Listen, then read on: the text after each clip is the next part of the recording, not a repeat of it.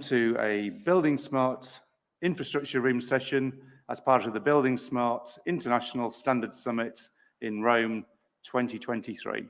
Thanks for joining us today, both in the room and also online. My name is John Proctor, and I am your moderator. Details of today's session are on the screen. This is the infrastructure room's second session, IFC for tunneling, covering geotechnics, civil works and systems, and the coordination activities with OGC on implementations. We have Michel Rives, who will be leading us off in a moment, and his colleagues Stefan, Sergej, and Mickael. So welcome to you all. The session's scheduled to last for the next hour and a half, and it's been recorded and will be made available in the replay section of the event as soon as possible. Before I hand over to Michel, I'd like to remind you that this is a hybrid event. So if you're online, please ask any questions through the chat function. I'll put a question in there myself in a moment to remind you. Your microphones online will remain muted. For those in the room, please raise your hand. We have a microphone so that everyone online can hear you as well, and then you'll be able to raise your questions. I also need to bring to your attention the information that's on the screen now. buildingSMART is committed to ensuring that participation in the development of standards is unrestricted and the process for their adoption is transparent, and that standards that are developed do not favour any particular provider but are open, non-binding and accessible to all. Please take note of our antitrust code of conduct.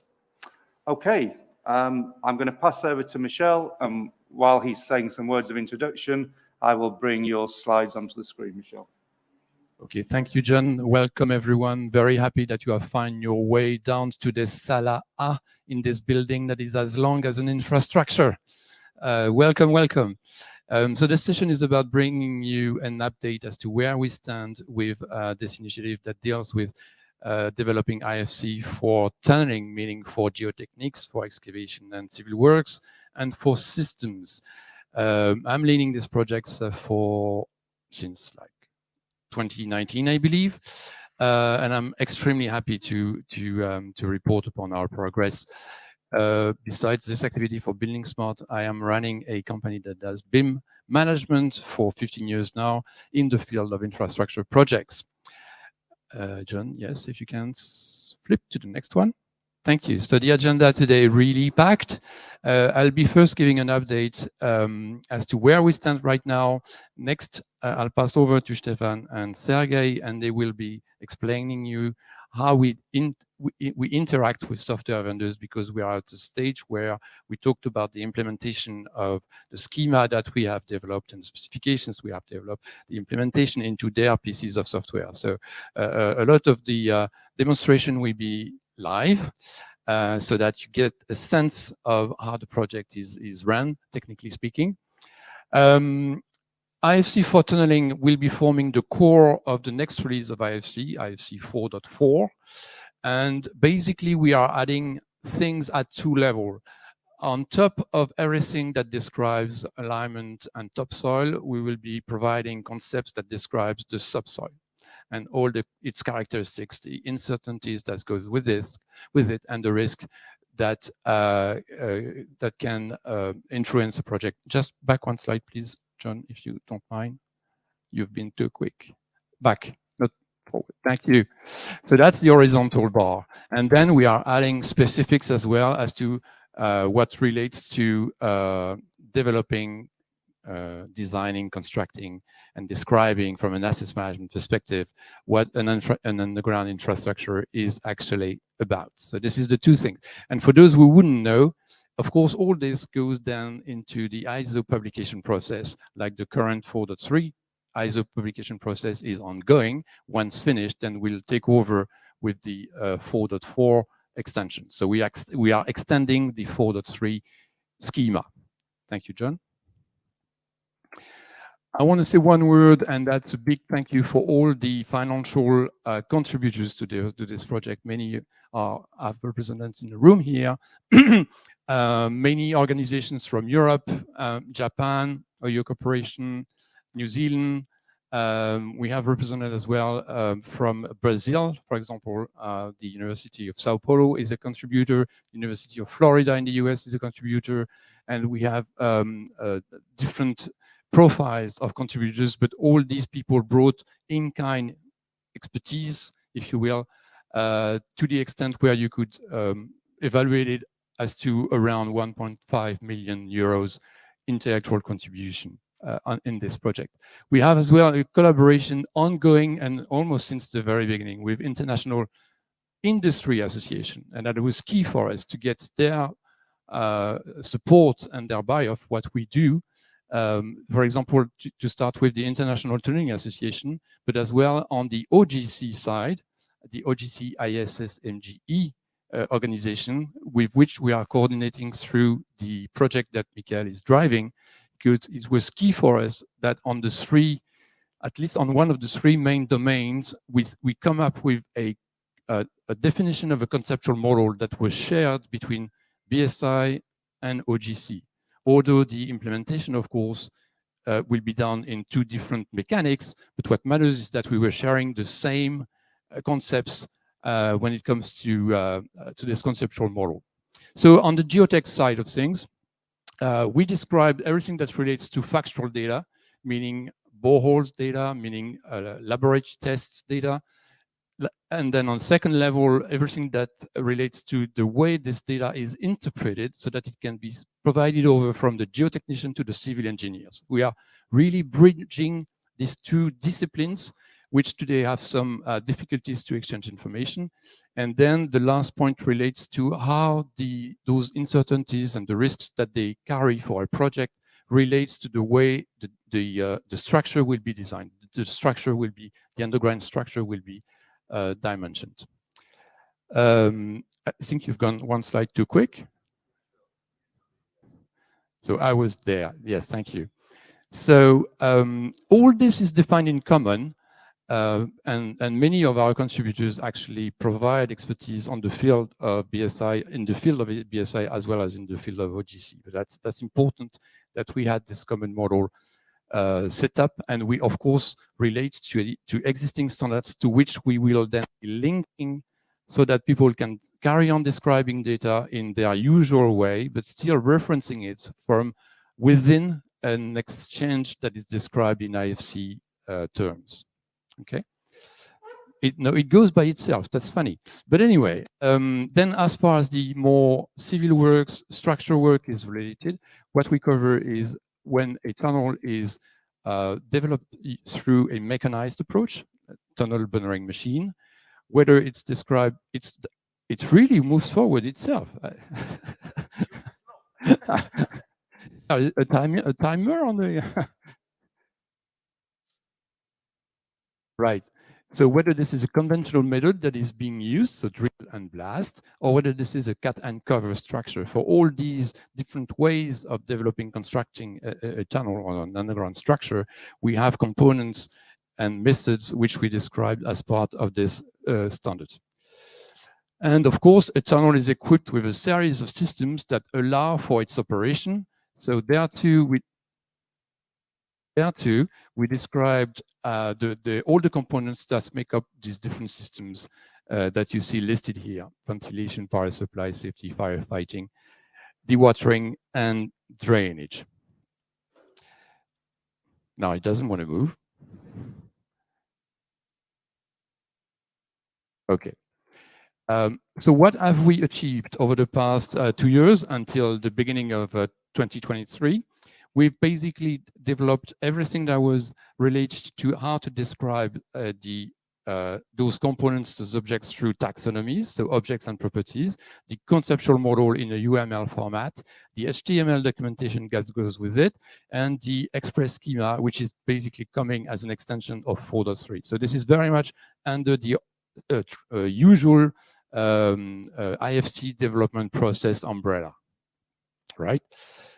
Then, as of the beginning of 2023, we have started working with software developers so that they best optimize the implementation, starting with us explaining a series of concepts. So just here to illustrate, if you look at the BSite website, you'll find out the IFC 4.4 extensions. And then from there, the different entity properties, you'll jump into the different description of those entities into the same interface, the traditional BSI schema interface. So that was December 2022. Just one thing.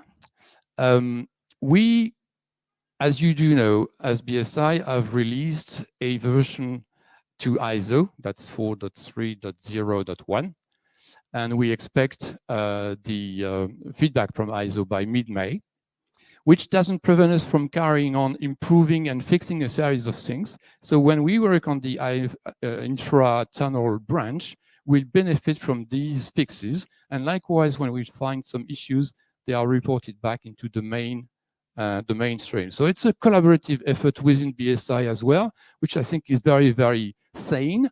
And of course, we add our features here into the tunnel branch itself, which ultimately, eventually, will be then merged back into the main 4.4 release. To the left, you have the different layers of IFC, and we touch different layers when we propose new concepts.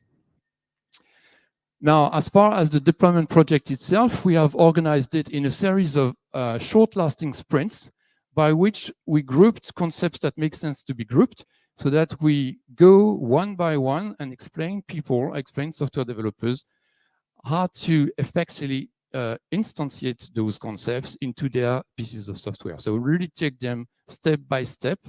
For some of them, that's obvious because they are already, in the IFC world. But bear in mind that we are bridging BIM and GIS with software developers that mainly deal with geotechnics. So IFC is new for them. So we need to take them step by step so that they understand that well. And in the meantime, we found out some inaccuracies or little errors that we needed to document so that the main baseline be fixed, as I explained earlier on. So that's a very sane exercise because we have to explain all the different concepts step by step. And all this is public. You can have access to these.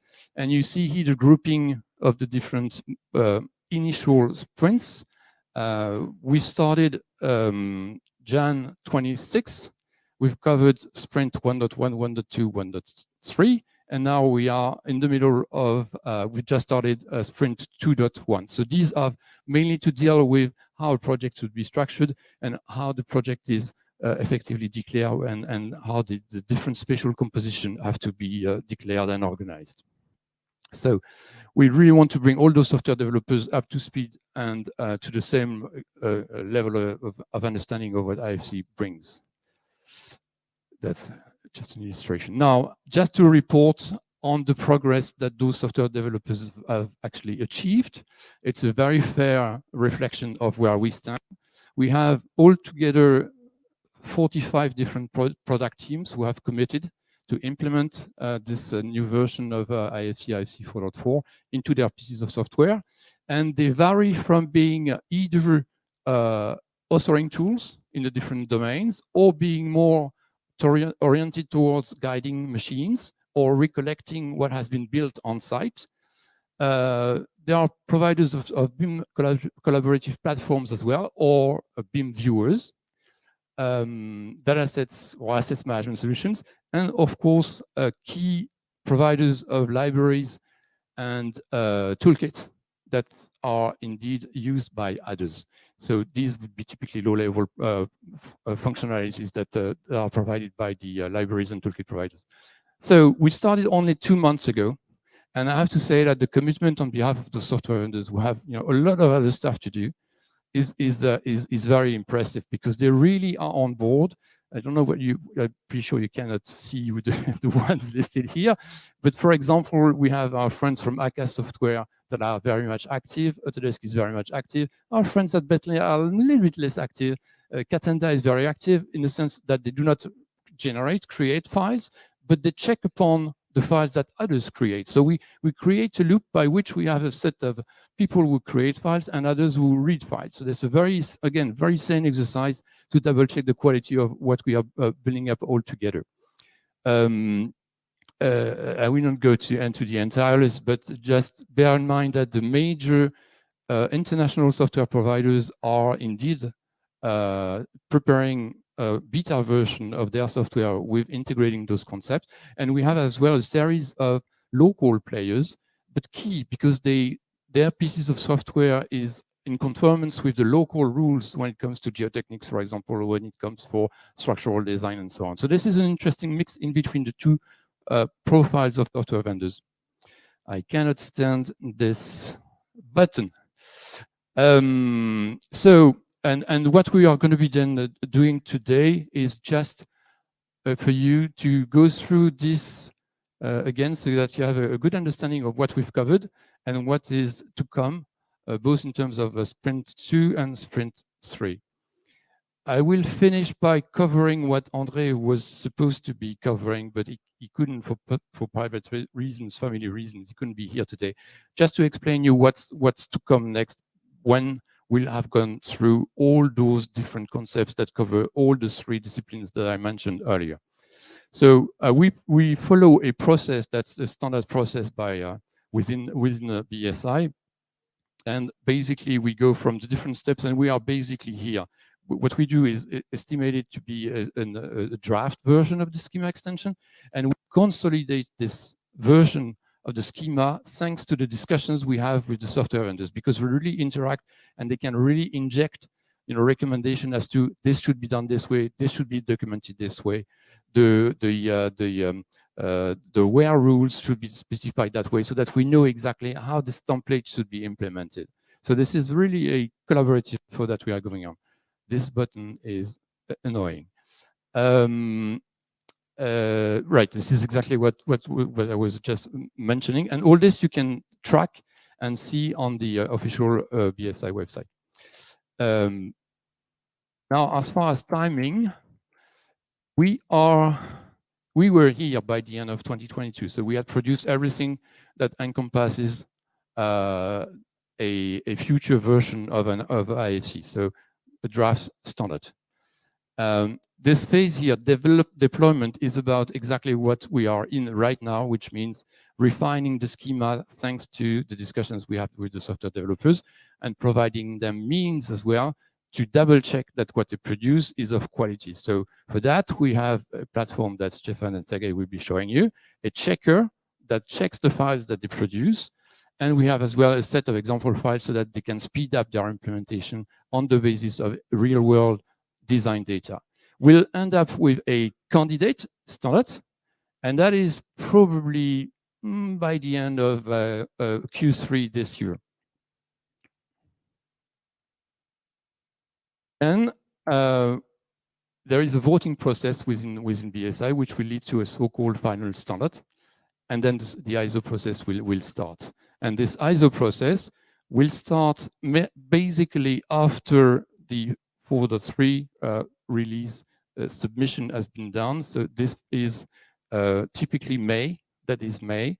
It might be some refinements required, and once that is done, then we go into the ISO process for 4.4.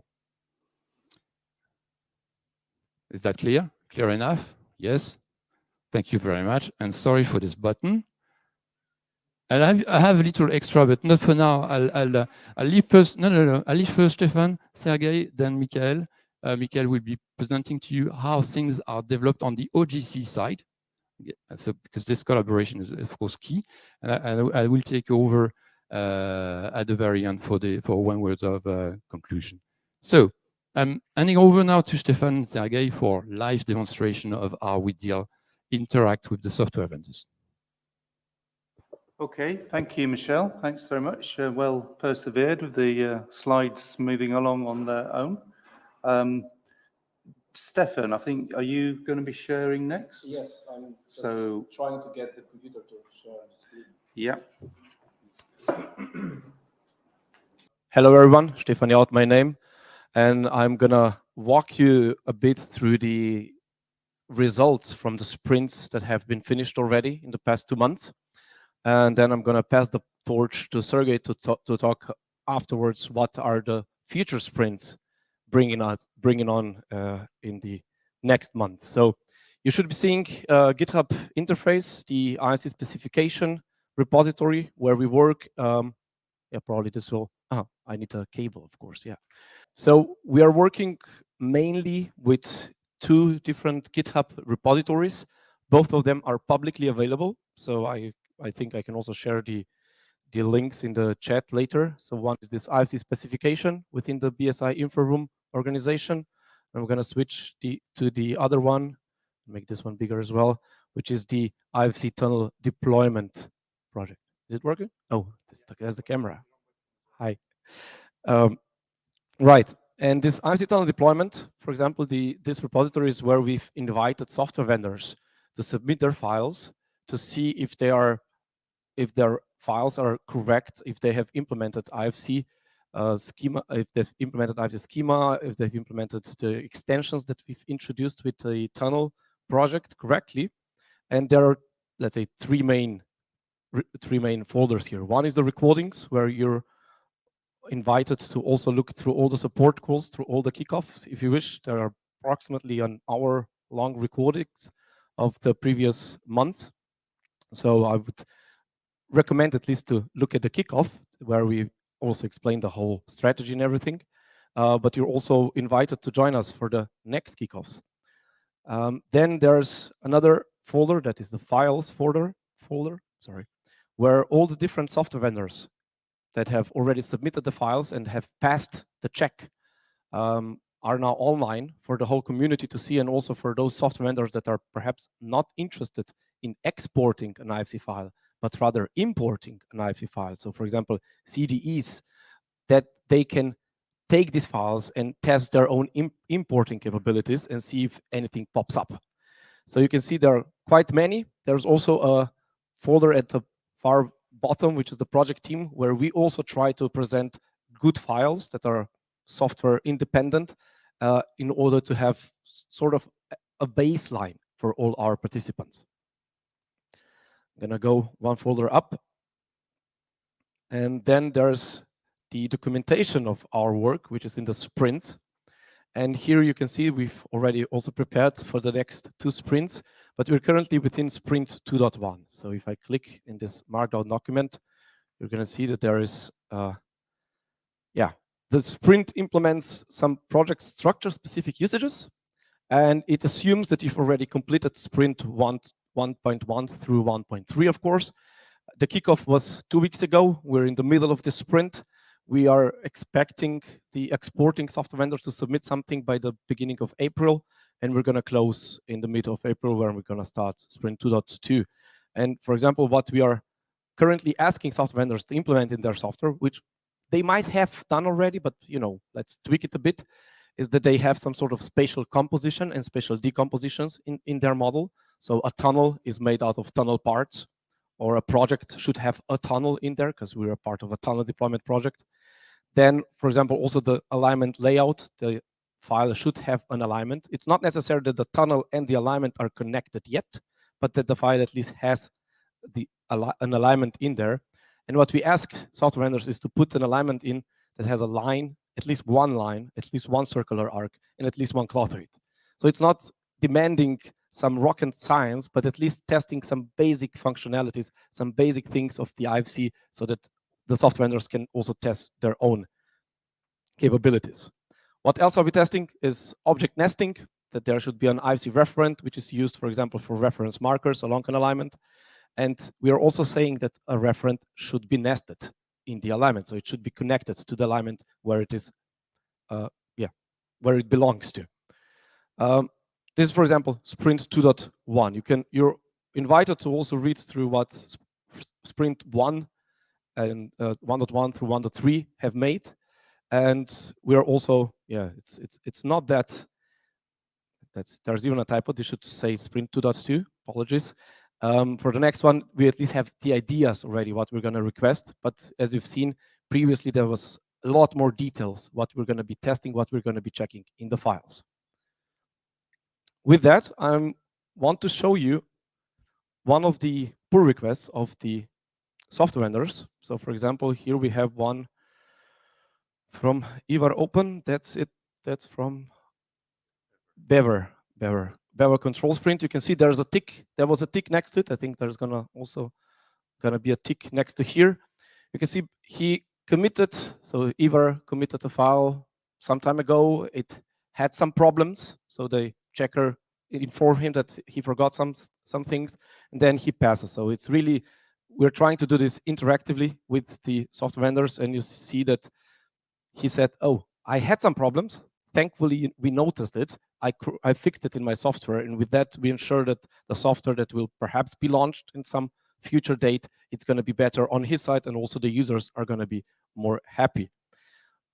Let's see, for example, this failed check, what happened here, so that you can recognize what it was. So I'm going to click through the GitHub interface a bit here. And let's look through the summary, what happened here. So he submitted a behavior control file, and as you can see, he's passing all the sprint 1.1 tests. He's passing all the sprint 1.2 tests, I believe. Then there was sprint 1.3 tests, where we've tested, for example, project declaration, project library information, and so on and so forth. And then comes the sprint 2.1. So there was some requirements on the IFC side. There was some requirements on the IFC tunnel, on the tunnel part, or on the horizontal layout, vertical layout. And as I explained to you previously, for example, we said that the reference should be nested to the IFC alignment. And he forgot to include that in his file. And we caught that, and the checker that runs in the background, that it's equal for all of the participants, of course, is that, yeah, it told him you have a referent that has this global ID in it. Perhaps you want to take a look at it and correct your exporting functionality.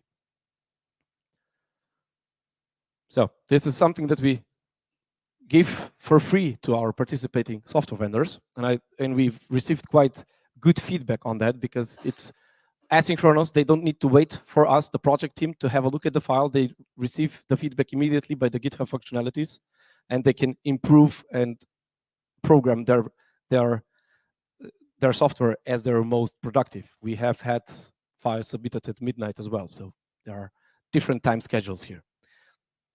As you can see, there are currently 15 still open pull requests, because we also look through the files ourselves when they have a tick. So Ivar Open is probably going to have a file accepted pretty soon. And for example, yeah, with that, I'm going to pass my torch to Sergej to talk about the problems that we've already encountered while testing all of this.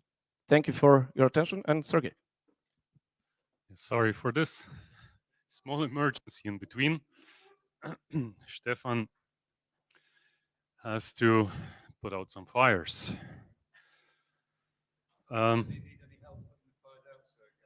Yes, most likely. Most likely, yes. We're sort of stretched thin here.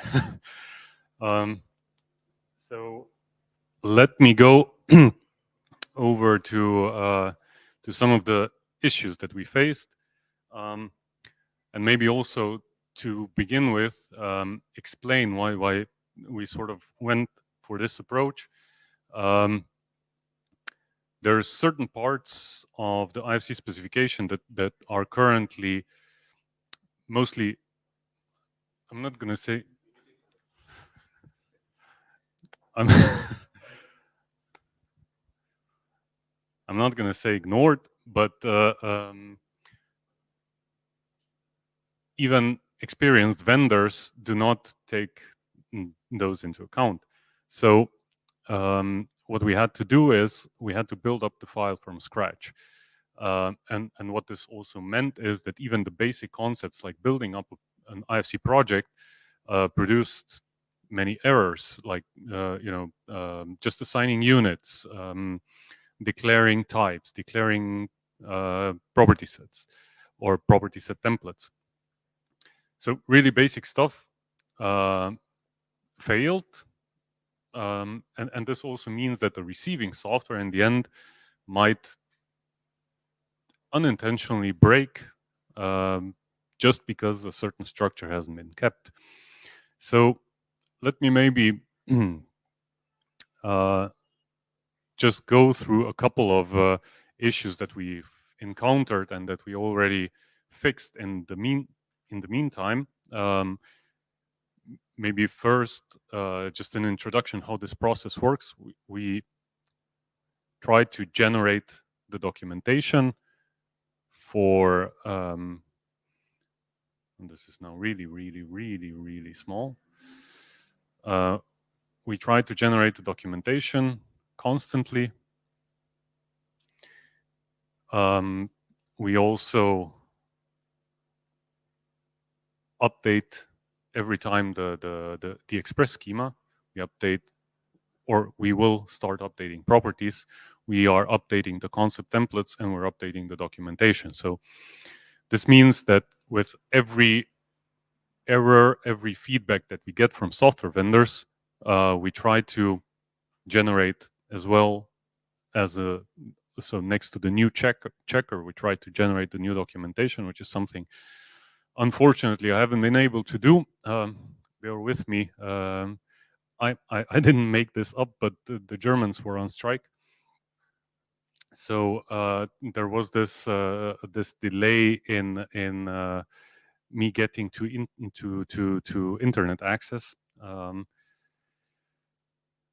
So this is not the latest documentation, but in essence, what you see here, these pull requests that we get on the IFC specification infra room folder are changes that come from software vendors or from the project team who have, let's say, figured out something that wasn't really specific, or that something didn't work, or really basic stuff. So for example, this is one pull request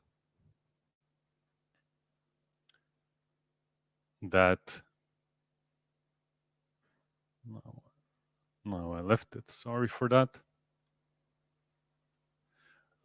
This is, for example, one pull request that fixes a function where the dimensionality of an IFC spiral, which has been introduced in IFC 4.3, should be checked, because the quality rules, for example, for a composite curve, demand that all of its segments are also of the same dimensionality. I don't want to go into details. It's just there are certain rules that have to be kept in order for software to be able to properly understand the data sets. So all of these things we gather, we inject into the IFC specification, generate a new checker, generate a new documentation, and obviously generate a new schema and property sets. All of this is then put forward to our software vendors in these automatic actions, where they get their property and quantity sets listings, they get their tunnel schema. And one thing that we're also doing is we are still syncing with the main buildingSMART repository, and also generating the schema, or the express schema, pretty much, for every change that's being done on the other buildingSMART repository. Okay, so much about the process. I know probably for people who haven't heard of GitHub before, it's a bit complex, but GitHub does its magic quite well here, and it sort of syncs everything for us. And if I just go through a couple of test files, I think, not to expose anyone too much, I'm gonna look into one of our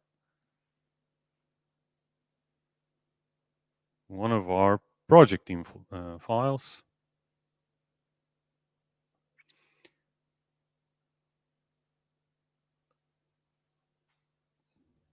Let's just take one random one.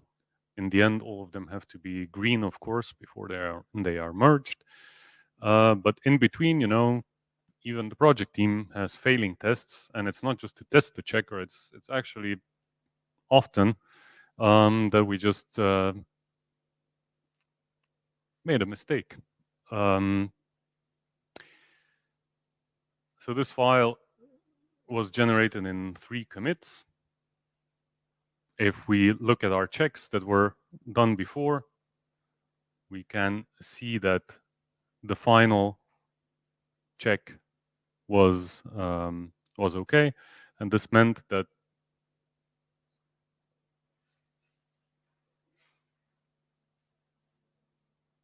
This meant that the check results are all passed. So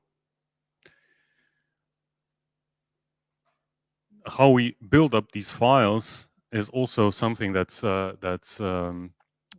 interesting. We build them up always as we do the checker. So we build the files up from scratch, and each of the files that you get, each of the files and also gets all of the checks. And we're not trying to do value checks. We're pretty much just doing the concept template checks, meaning that we get a properly structured file, which ensures that software doesn't break and that the import is also okay. One thing that's important here also is that we are constantly validating all of the rules, all of the existing rules. We're not going through the entire IFC specification, obviously, but we are validating the existing rules. We are validating the schema, and all of the problems we also then publish to the official repository. But yeah, so much for that. I would then maybe go to the conceptual part of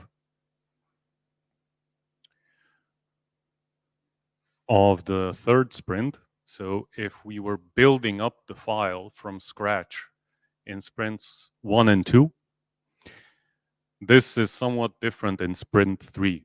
The whole idea of why we are doing this is that we first get a properly structured file, and that the software vendors who are joining from the start learn how to do that.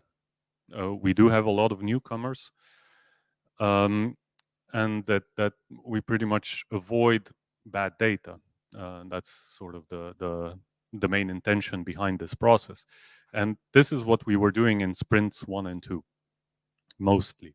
In sprint 2, in sprints of the grouping 2, we already start touching upon very basic geometric concepts, classifications, spatial structure, and so on. But in sprint 1, it was explicitly very basic georeferencing, how to build up a project, how to attach a template, how to attach a spatial structure, and so on.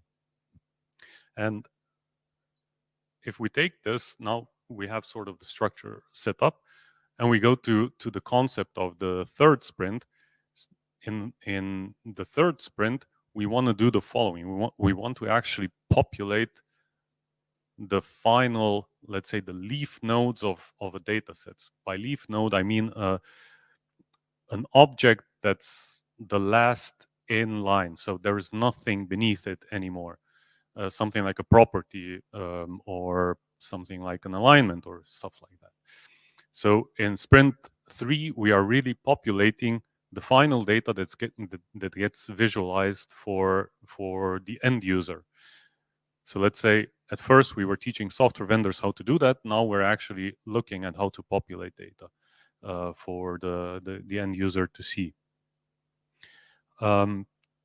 Properties, of course, can be also on structural elements, but that is something that will also be tested in sprint 3.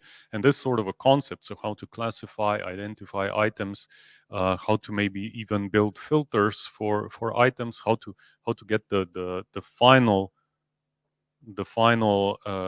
objects like a segment in a tunnel structure. This will be done in sprint 3. And in sprint 3, that means that we will have to also start thinking more about how to engage software vendors, because for now anyone could join, even building software could learn something, they could see how to build the files up. But in sprint 3, we actually go into different domains. So if I go back to our documentation here and go to our change logs that are constantly regenerated also for the software vendors to use. So we have this IFC 4.3 addendum 1 to IFC 4.4. For now, we sort of focused on entities, but we are in parallel developing properties. I will go into that in a couple of minutes. So this is what we got, first of all. So what you see here, a couple of these changes have been brought over from the official buildingSMART repository and are not that relevant for the tunnel project itself. They are mostly relevant that we have a common baseline with 4.3. These are the first changes here. But we also brought in a new relationship rel associates dataset, which we already started implementing on a project directly. But what comes in Sprint 3 is that we associate a dataset, that we can associate a dataset also to final objects. And if we go further down the list, we can see that we have actually have tunnel specific concepts that also have to be tested. Like for build system type enum, for example, we added tunnel pre-support, tunnel support, tunnel lining, waterproofing, and fire protection systems. We also see that we added a couple of element assembly types. We have added spatial zone types. And for external data, for example, we had to add a couple of things like, okay, this is not for external data sets, sorry, but for tunnels and especially for geotechnics, we had to add voxels. And of course, with voxels, a voxel by itself is just, a cube. We had to add some semantics, how to attach that, because that's a completely new concept in IFC. Of course, there are surfaces, and surfaces can use a method of attaching information to them, but voxels are pretty much very different in that they are an indexed sort of a data set. So meaning that we modeled voxels as pretty much just a list, and then we have to attach something to this list. So that's something we will definitely pay much closer attention to in Sprint 3. We will start developing voxel geometry in Sprint 2, but the actual attaching of data with real vectors and so on is going to happen in Sprint 3. We also have a new entity here, observation, that's going to be tested in Sprint 3. And what we're still missing for Sprint 3 is how we want to model this data. So even this data has to be structured in a certain way, because just an observation doesn't have all of the fields of doesn't hold all of the values that we might expect. An observation might hold only its identification pretty much and its name. But in order to attach properties, in order to attach classifications to these new entities like arch element and similar, we are trying to use as much as possible existing concepts. So classification association is something that comes to mind. Property sets for objects. These basic concepts that tell us how to compile data in IFC files, but of course the content itself, this is coming from the tunnel project. As you see, this list is quite comprehensive and it does go into generic concepts, but this is sort of the entire logic behind an IFC specification. It doesn't really define the final nodes that you all know from classifications in your local specifications. It creates these generic nodes to which you can attach data. You can attach classifications, you can attach properties. Of course, the properties are internationally agreed upon, and we will use those properties that come from our groups. But in essence, we then attach these properties to elements that you see here. So that's sort of the whole idea behind Sprint 3. We are going into these final nodes, we are attaching geometry. So we will be looking into IFC excavation, for example. If we look at IFC excavation at the moment, it's just the basic article of the entity. It's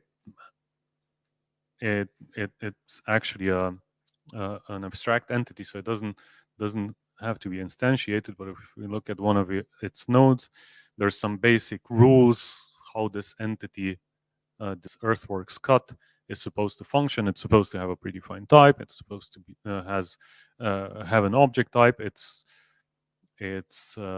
inherits all of the attributes from IFC root. So if we can show this, all of it from IFC root, everything from global ID, name, description, and so on, all of the relationships, and so on, all of that is available. But if we then actually go to the definitions for general usage, so where we get what sort of geometry is supposed to be used for earthworks cut, which properties, which classifications, which relationships, which types, and so on. That's for now still missing, and this is something that we are working on in parallel with our teams. So let me now switch over to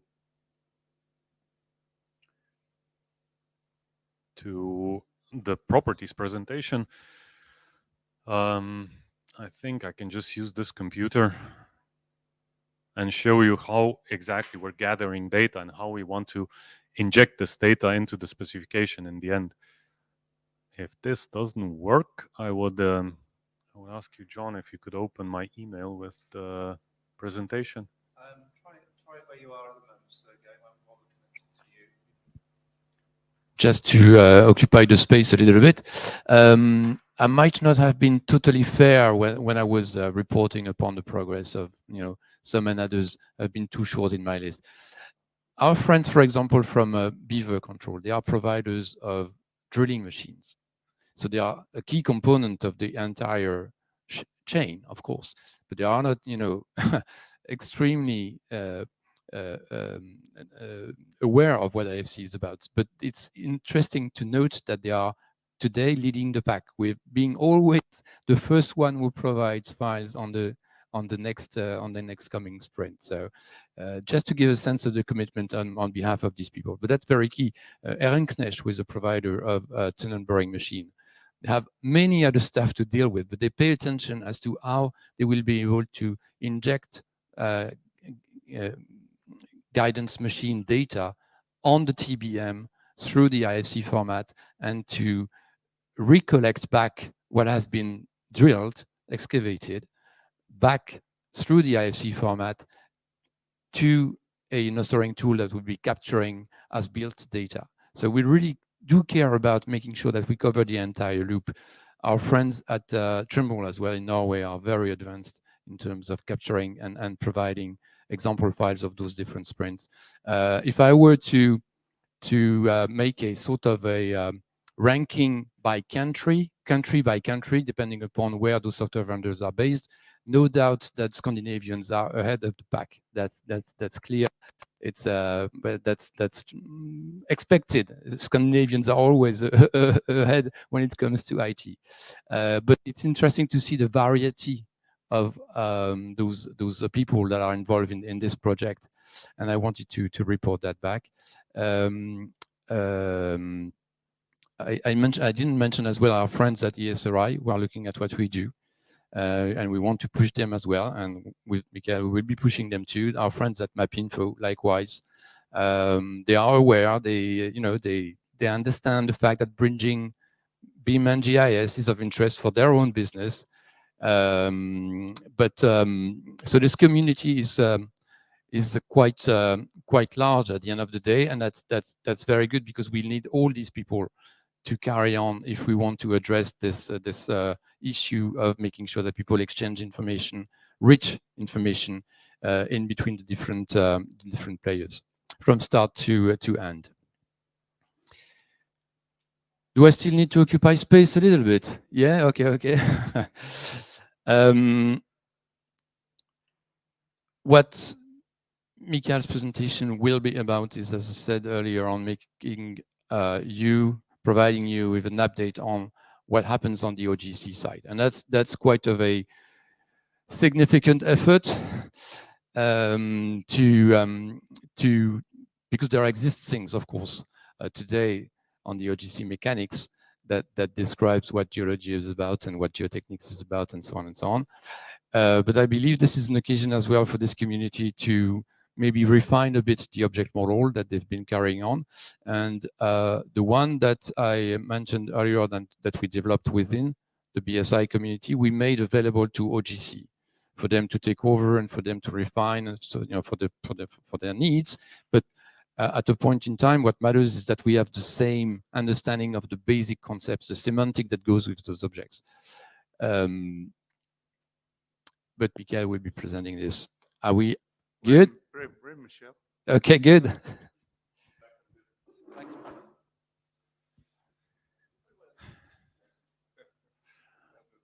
Thanks, Michel. So this is where we left off, gathering data from our stakeholders. In essence, we are in constant communication, of course, with our stakeholders, but this is where the bread and butter pretty much is being developed of the tunnel extension.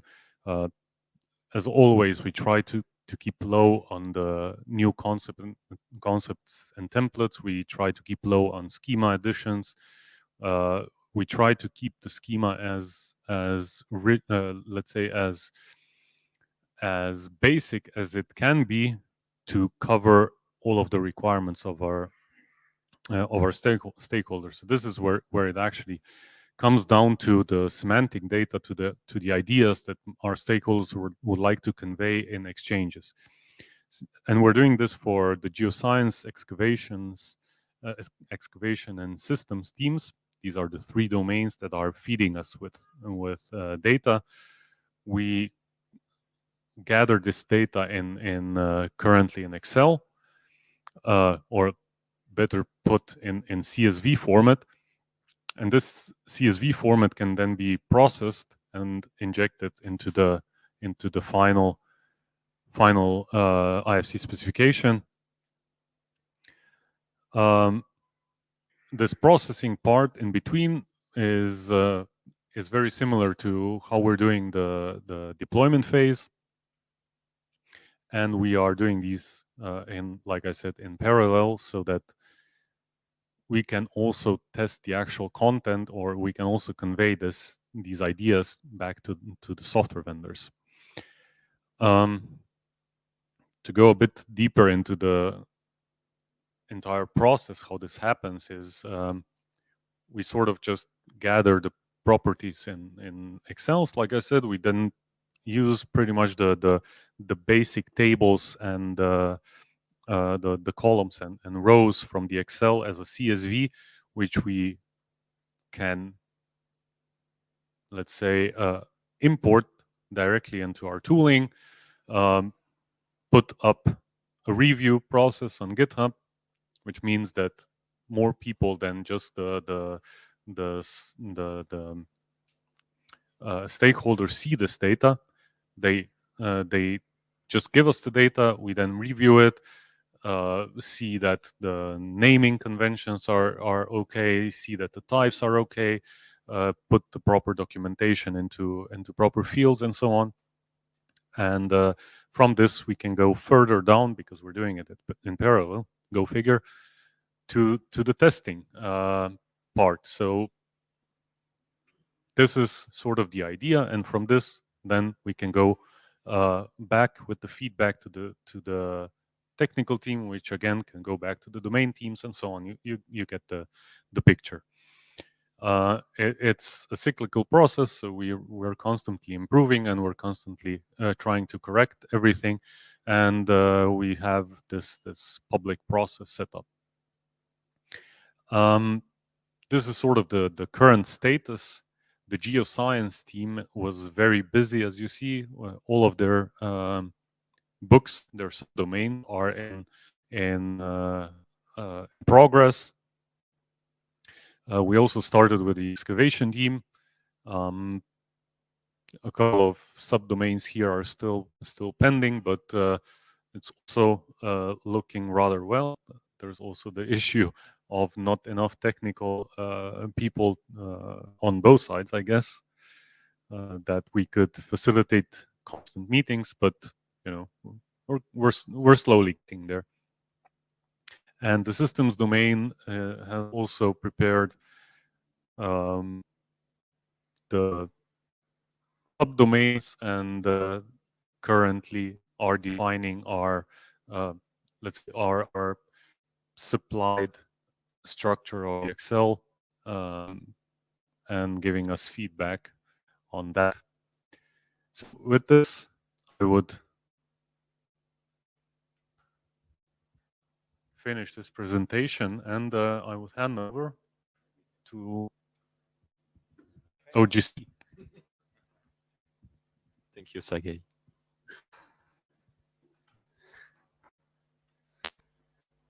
So during the operation of changing computers, I will introduce myself. My name is Mickael Beaufils. I'm working at the French Geological Survey, BRGM, as a data architect, and I'm also the chair of the Geoscience Domain Working Group. So domain working group is in BSI, it's just like a room. I mean, you have infrastructure room, a port room. Domain working group is just the same in BRGM, in OGC. So we have one for geoscience, one for other domain, energies, utilities. So lot of topics that we address. So yeah, I'm very proud to be here to present this common activity we have, parallel logs that started long time ago in France with Michel when we were leading some activities regarding tunneling and also geotechniques that were connected topics. And very happy to continue this activity with this activity we have on OGC. It's extending the OGC standards and in connection with the work that is done with buildingSMART International.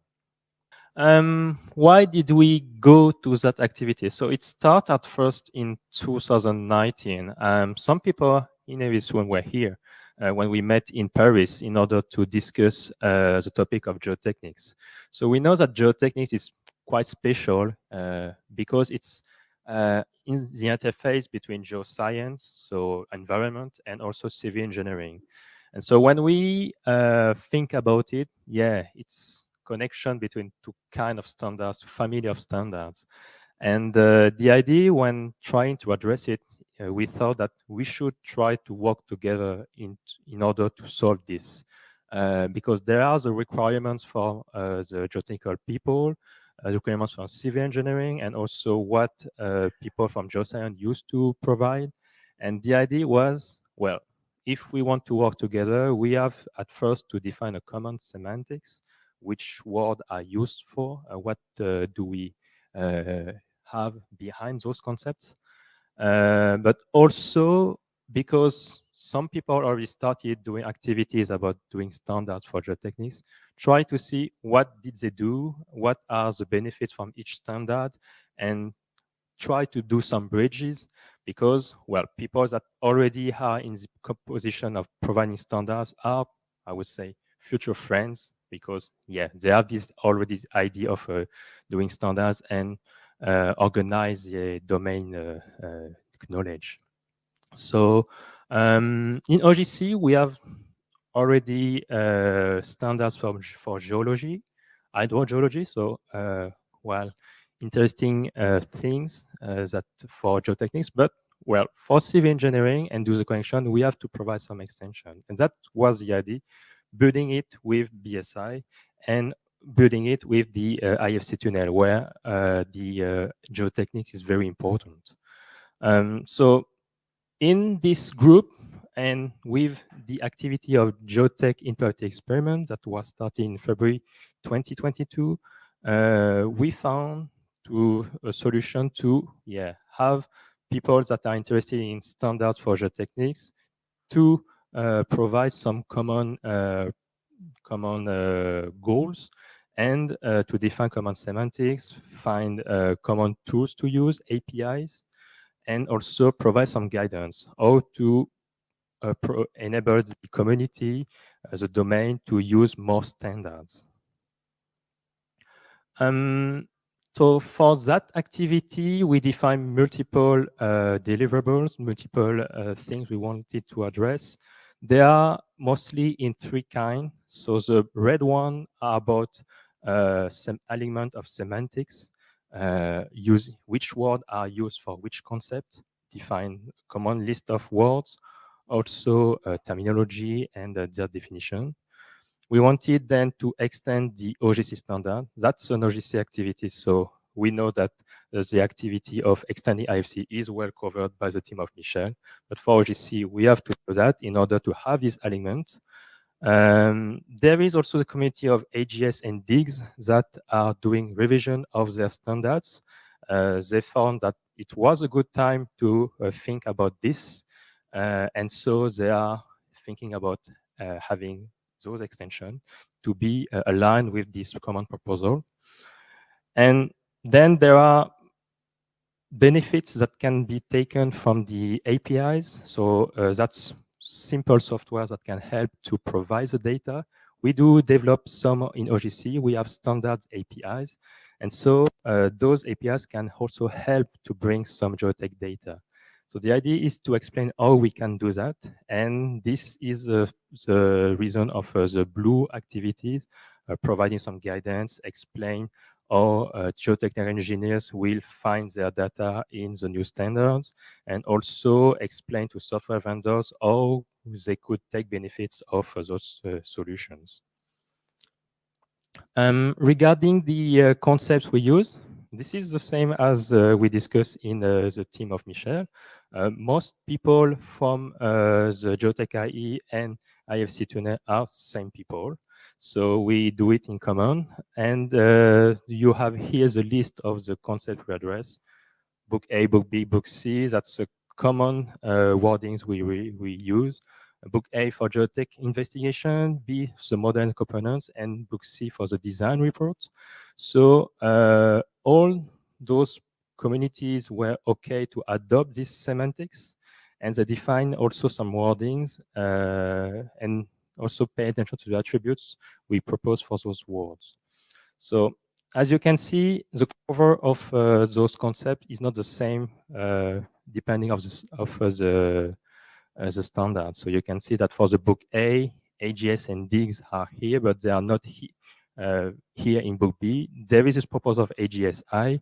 And for the Book C, it's mostly a question between OGC and BSI. So we have only to align two kind of a community. That's already a big thing to do. Regarding those concepts, yeah, they are part of the IFC Tunnel proposal. So for Book B, you will find them.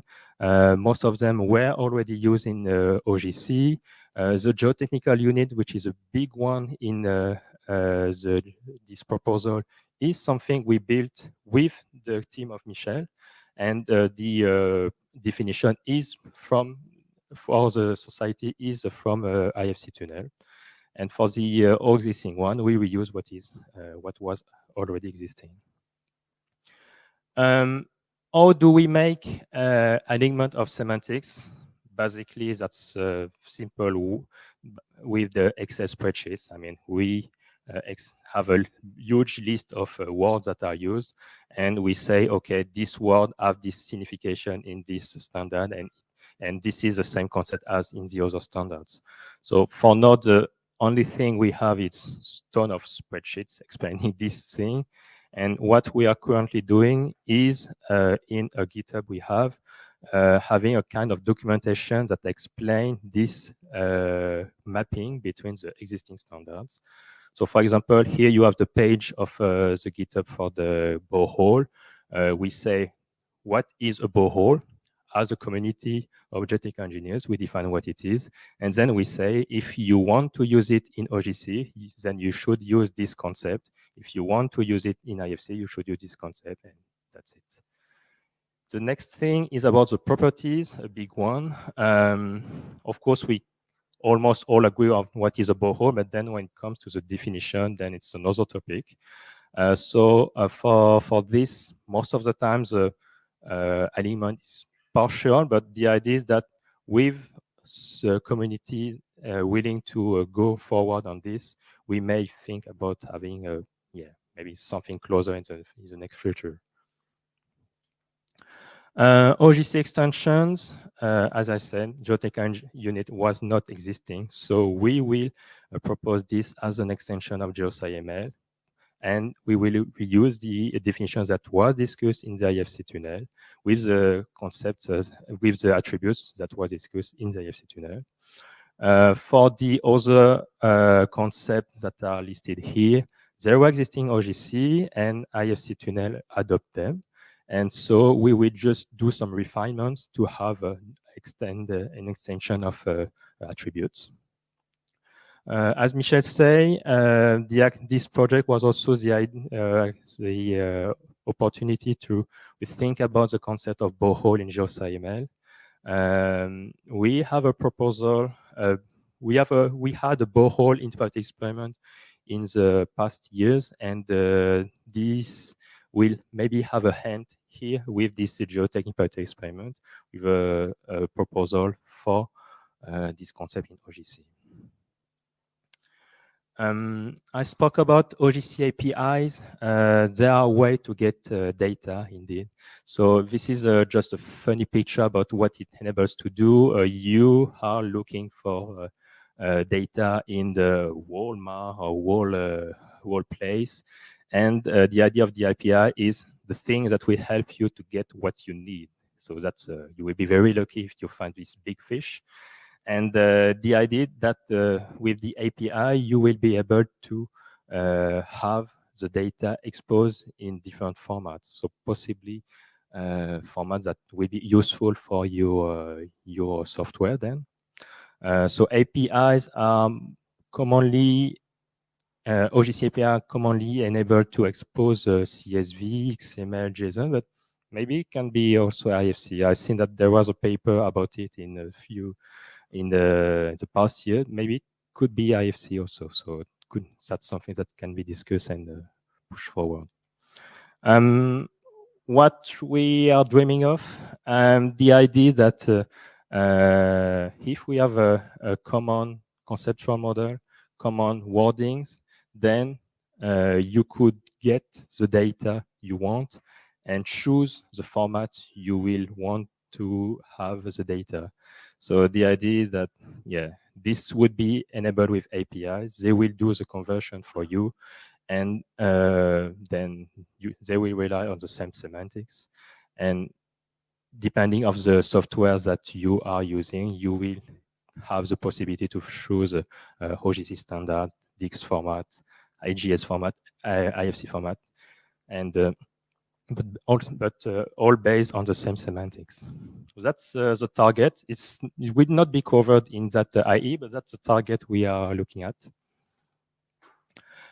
Something we are doing is regarding the borehole is some proposal about what it is about, all the data are provided. So there is an existing OGC API that is called SensorSync API that enables to provide observation measurements. And so we propose an extension of it in order to address this very particular borehole data. So we identify the concepts that are behind it. So the definition of the hole, the core, and position along the hole, position along the core, and then there are some proposal of extension of the SensorSync API in order to address very specifically the borehole data. So the idea is that with this API, you will be able to get easily some borehole data, and possibly could be interesting to implement it with BIM software. If you want to get a borehole data, then it could be a way to get them. In terms of documentation, we already wrote a white paper that this was made at the beginning of the Geotech IE, just in order to explain what we try to do. So this is available on the GitHub. There is a link that is easy to read after that. And as I said, we are building or writing a technical paper. This will mostly be the wiki of our GitHub that explain all the concepts we have in the project, and they will also provide some links to the APIs that will be tested. So this is some work in progress, but it's already available. We are not hiding anything, and so yeah, already available for you if you want. So as a summary of the Geoteca E, starting February 2022, we expect to end this activity in summer 2023. The deliverables, there will be some mappings between OGC, BSI, AGS, and DIG standard. So as they are now, with possible alignment in the future. Demonstration of geotech data furniture with OGC APIs, and also guidance. So the website to follow is the one that you see here. And also thing to mention is that in the ISSMG that Michel mentioned, so that's the International Society for Soil Mechanics and Geotechnical Engineers. So this is where geotechnical engineer is defined, and where is the state of the art.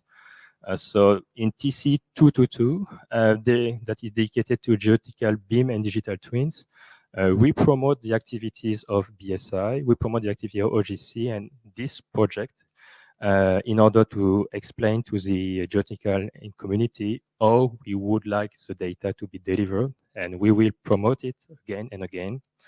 And there will be in Lisbon in 2024 a workshop dedicated to this very topic, and this will be our first workshop because the group is almost new.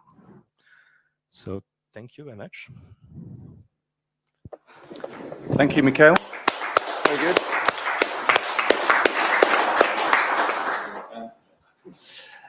Right. Well, I hope that with all this message we are trying to convey, we prove that we are really getting into practicalities. I mean, we are not talking about conceptual things. We are really getting things into the software and really getting the two industries, GIS and BIM, to move forward most exactly at the same pace, which is great. I mean, we are really trying to help people exchange data in between the two disciplines. That I think that is frankly very much serving the industry. The little extra that I have, John, if you go back to my presentation. Yeah, you want the slides again? Yeah, the last ones, the one that starts with extra, is a bit of an extension of what we've just spoke about, in a sense that. No, which one is it I'm looking for? This is the, yes, exactly, the one. That one, yeah. When we started digging into, yeah, we're digging. When we started to talk about, to analyze how to plug within the IFC mechanics, everything that was related to underground excavation, we touched, of course, things that were existing related to topsoil excavation. So we need to understand where to plug ourselves without, destroying what was existing. But at the same time, we found out that although there had been a project proposal and project work done a few years ago, that maybe the part that was dealing with the details as to how earthworks as an industry had to be served, that we could probably improve what we have right now in 4.3. And at the end of the day, if I look, next slide, please. If I look at in the other way around, yes, back. Right, thank you.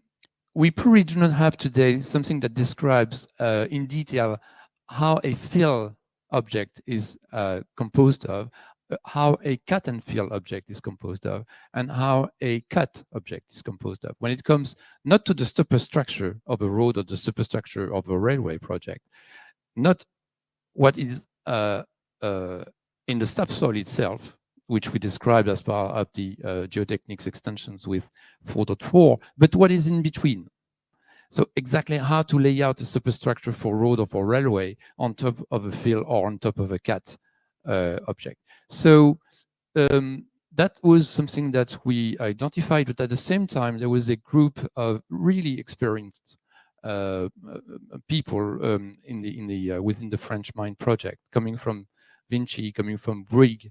We were really dealing with this as an industry. This is like their daily business, and they came up with a proposition whereby they structured those earthworks objects in a series of 6 main components or types, which of course have all their underneath components and properties, that was the key point, like trying to get to describe those properties properly, and especially when it comes to material.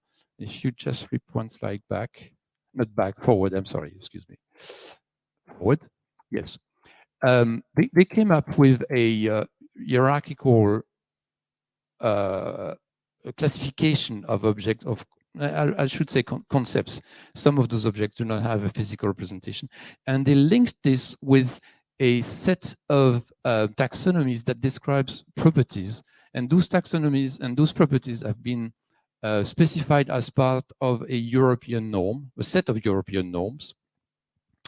And if you go one slide forward, this would allow to enrich what exists today, that 4.3 brings in, that 4.4 brings in, that would then allow to enrich this to make sure that this intermediate layer, if I may, in between what is underground and what is superstructure over road, over railway, would be to enrich that part and to complete what exists today in IFC. So this work has been carried out. The idea is to extend upon the project proposal that was written a few years ago. And basically, what we believe is that the moment would be really appropriate to do this little extension to what we've been doing, because we've covered the underground, we've covered the superstructures, but this middle part here needs a little bit of enrichment. So the 2 questions we have for you, and there is no trap, is who would think this is of no interest? No one thinks this is of no interest. Very good. Thank you. That's good. And then who would not consider providing any funding? No one. Thank you very much. I think we can close the session with this. Thank you so much for your support. This is superb.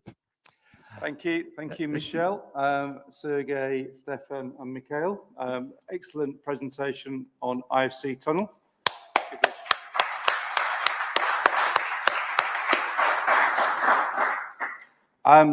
That brings today's infrastructure room and building room sessions that have been held in this session to an end. We will be starting again in this room at 11 a.m. tomorrow, but the conference as a whole, the summit as a whole, starts at 9 a.m. when some of the shared topics will be discussed. IFC 4.3 deployment and asset operations handover are 2 of those topics for tomorrow at 9 a.m. So please do join us again. Have a good evening while the sun is still shining in sunny Rome. And thank you once more. Thank you.